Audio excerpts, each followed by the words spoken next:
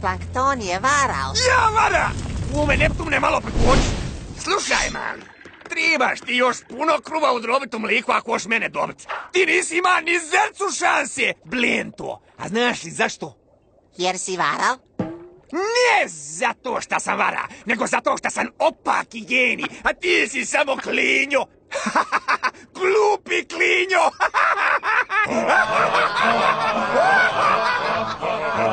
Upravu si. Ja jesam klinac. Nego da sam u pravu. Kume Neptune, satario! Ali znaš, dosta sam toga prošao u zadnjih 6 dana, 5 minuta i 27,5 sekundi. Iako sam neke naučil tokom tog vremena, to je da si ono kaj jesi. Dobro je, mali, hoćemo I to! bez obzira na sireninu čaroliju, menadžersko promaknuće ili nekaj treće, ipak bez obzira na sve to, ja sam ipak samo klinac.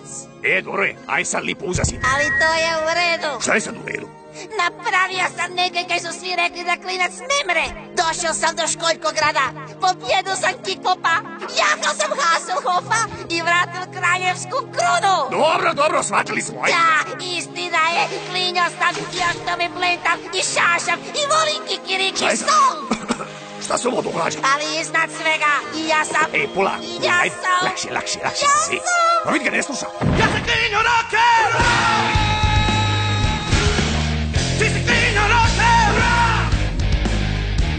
Jer svi smo klinjo rocker! Ja sam klinjo rocker!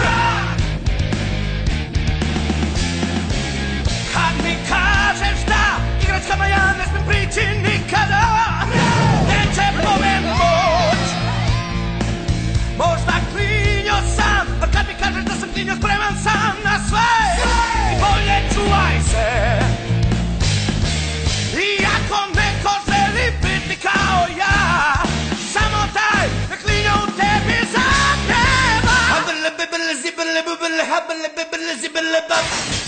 Ja sam klinjo rocker! Ajme, di sa ovo? Šta je ovo? Dobar je, mali, odličan, ali ja sam bolji. Ujte da ga!